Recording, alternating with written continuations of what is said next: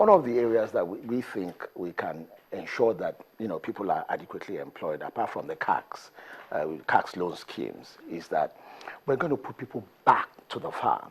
Okay. Let me just cut you there. Respond quickly so that we can move on. Well, I want to assure you that most of these things my brother here mentioned are ongoing.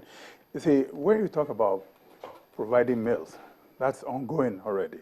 And then job creation, you have the Sure P program which, by my own estimation, is providing well over 400,000 jobs for unemployed youth in this country, and then also the graduate internship scheme, still also under the Sure P program. You see, all these things are ongoing, and it will take time for the results to come to the open. Okay. Now, you see, another problem with this job creation. Can you just hold it? Okay. Just hold it there. We'll go on a quick break and find out what's happening from around the state with Ini Thompson. Then we'll come back and continue. Hello, Ini. Hello, Nelta. Good evening. And around the states today, we go to Cross River State, we go to Osun State, we go to Ogun State, and we see a mixture of campaign and voter education going on there. Some politicians have taken it upon themselves to not just campaign, but to also educate the electorate about PVC and participating in the elections.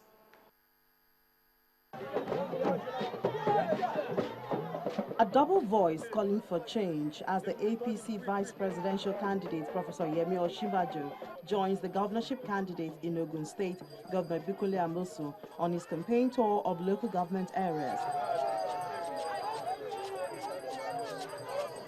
They visit Ogun, Waterside, and Shagamu local government areas, and the aim is making the party attractive to electorates.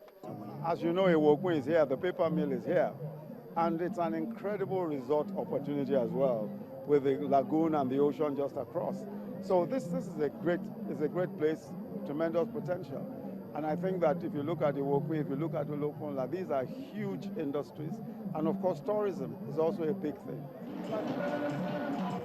In Akwa Ibom State, the PDP governorship candidate Emmanuel Udom has a musical outing with the traders in Uyo. He maximizes the opportunity by promising the traders easy access to capital if elected. He speaks to them in the local dialect. In neighboring Cross River State, in Bakassi to be precise, there's a strategic campaign going on. While PDP supporters are asking for the people's vote, they also educate them on PVC and the importance of participating in the election. Your voice for any demand you want to make. If you do not vote, then you don't have a right to ask government for anything. But if you have your voter's card, permanent voter's card, and you go and vote, then we can now go on the streets to demonstrate, to tell the world that we took part in the democratic process, but that they have neglected us. But if you don't have this, you cannot complain. PVC is also the subject matter in Osun State. The resident electoral commissioner, Adekunle Ogumola, takes a tour to various units in the state to acquire first-hand information on the progress so far. We're trying to sensitize people about this collection. Because by the time it is concluded on Sunday, there will be no other means of collection. So we want to do as much as we can so that a lot of people will be able to collect. The collection of PVCs is scheduled to end on March 8, 20 days before the first election. And so it's important that everybody participates and collect your PVC. Back to you, Nelta.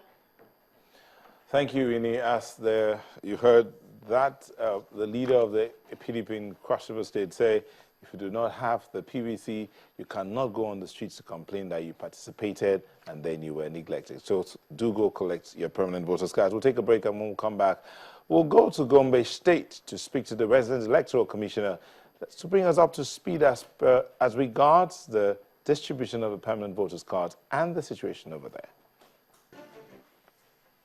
Welcome back. We're going to Gombe State where we're speaking with the resident electoral commissioner there to bring us up to speed as regards the distribution of permanent voters' cards.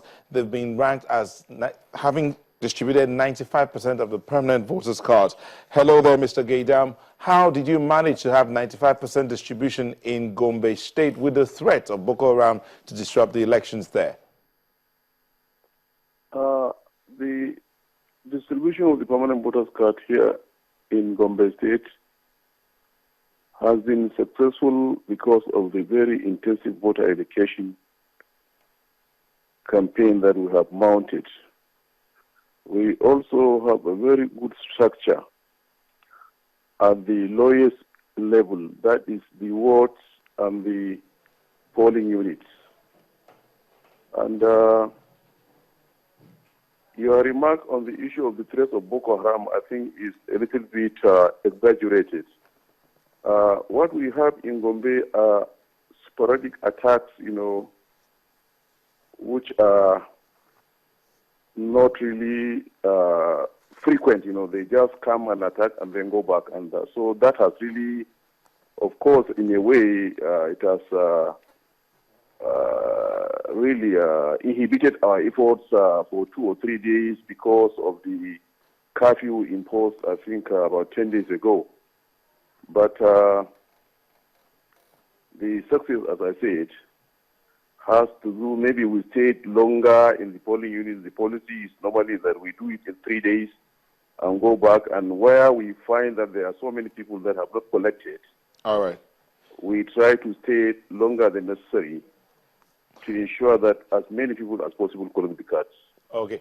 Mr. Kasim Gate, I want to thank you so much for speaking with us. We'll get back to you in the course of the week so that we can discuss Gombe in more details. Thank you so much. Welcome. You're welcome. All right. Back in the studio here, gentlemen, in 2 seconds each, round up. And I begin with Mr. Duton. Well, our manifesto to Nigerians is that we need strong leadership. We need to fight corruption. We need to fight insecurity that is currently present in this country. And we need to ensure that people get jobs. Thank you. Those Mr. are fun things. Well, our party is prepared to create new jobs and also to raise the GDP of this country so that we don't depend solely on oil. You can agree with me, the agri sector is doing very well now. Gradually, Nigeria is becoming an exporting nation. All right. Here, we export cement now, and rice is almost available for exportation. The steel industry is also doing very well. Thank and you. of course, Mr. the education sector continues to improve. Thank you. Virtually all the states in Nigeria now have a university. And, Mr. really have to the list continues. Thank you very much, gentlemen. Mr. Jide Damanzio, PDP ex-officio member, and Shio Duton of the APC, and Kasim Gaydam of the REC in Gombe State joined us via telephone. Thank you so much for letting us be a part of your evening. I do apologize, couldn't take your comments, but we'll do that same time on Monday. Join us again.